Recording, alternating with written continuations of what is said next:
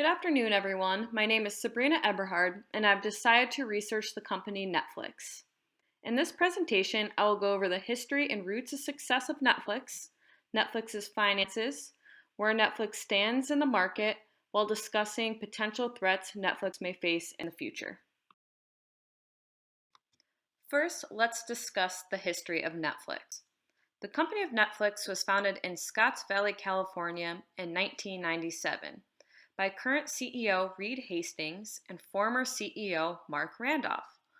Before developing Netflix, both were working as software engineers. Hastings and Randolph originally wanted to ship VHS tapes, but deemed them unshippable. DVDs were about to emerge on the market, and they decided to test out shipping CDs instead. The CDs proved to ship very well, and with this success, the founders decided to start up Netflix. There was a barrier entry at this time since DVD players were expensive and uncommon in households, with very little DVD titles available. With this innovation, the founders decided to take on the risk and enter an untouched market based on a forecast of technological trends. In 1998, Netflix launched its pay-per-DVD rental model, where you choose a DVD online and it's shipped right to your door. In 1999, Netflix moved to their fixed-cost monthly subscription model. By 2003, Netflix acquired up to 1 million subscribers. CEO Hastings had always been vocal about streaming video. He again recognized that Netflix had to evolve and prepare for the internet-based future. In 2007, Netflix launched its Watch Now option offering on-demand video. This innovation revolutionized how we watch TV and movies today. Moving into present day, Netflix has dominated the streaming industry. It is not only available here in the United States, but it's available in 190 countries around the world.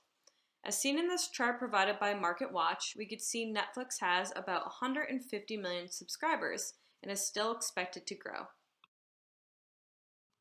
Let's take a deeper look into Netflix's domestic growth versus international growth.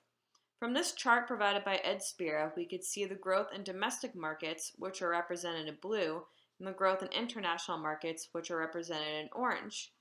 Comparatively, the number of international subscribers is significantly higher. These two graphs represent domestic profit, shown on the left, and international profit, shown on the right. Profit has always had a steady rise domestically, while international profits fared much worse due to the content creation and licensing. Come 2018, international profits finally began to rise.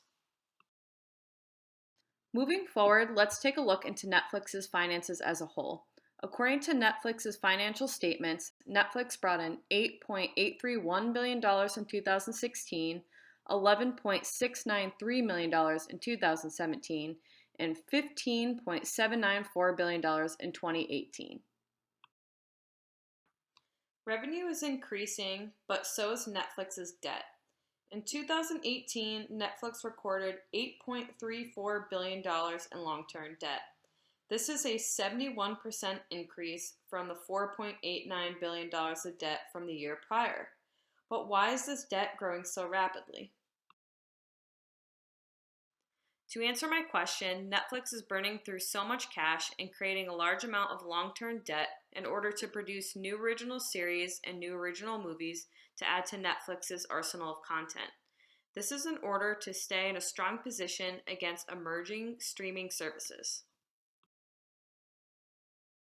Hastings stated, if we could produce the world's best content, if we could deliver it with the best user interface, then we could grow for many, many years ahead. So that is what we're focused on. I agree with Hastings that this is Netflix's best strategy if they want to continue to lead in the streaming industry. But will all this spending come with a price? From research, I do worry about Netflix's spending.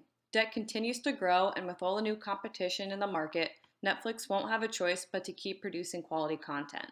Because of this, Netflix users already have seen an increase in membership fees in 2019. The spending will hurt the company and its users as well. So who is Netflix's competition? Well, currently Netflix is up against streaming services Amazon Prime Video, Hulu, and HBO Go. From this pie chart provided by Business of Apps, we could see Netflix has a strong position in the streaming industry with a 51% market share. Netflix's current position is strong, but my fear for the future comes with the next set of streaming services. In 2020, AT&T's Warner Media and Comcast NBC Universal are launching direct-to-customer streaming services. But the number one threat to Netflix will be Disney Plus, which is set to launch in the fall of 2019. Changes are already happening on Netflix with series being canceled like Marvel's Jessica Jones and Marvel's Punisher. This comes as no surprise since Marvel, Star Wars, Disney, and Pixar content will be pulled off of Netflix and only will be offered on Disney Plus. This is a huge loss of quality content for Netflix. Disney Plus is not the only threat to Netflix's content. Warner Media has already announced that they'll be pulling the sitcom Friends from Netflix, and NBC Universal will be pulling the series The Office from Netflix. These shows were reported as two of Netflix's most watched series. The future of technology is not a problem for Netflix for now, but the seller concentration in the crowded streaming industry is. Media moguls will continue to consolidate in order to maintain the strongest collection of content to attract a wide demographic. The fight for subscribers is now about to begin. From analyzing these trends occurring in the streaming industry, it has led me to believe that the golden age of streaming is coming to an end. Will Netflix be able to maintain their position as the king of streaming video? CEO Hastings seems to always be a step ahead of the competition, so we'll just have to wait and see how it all plays out.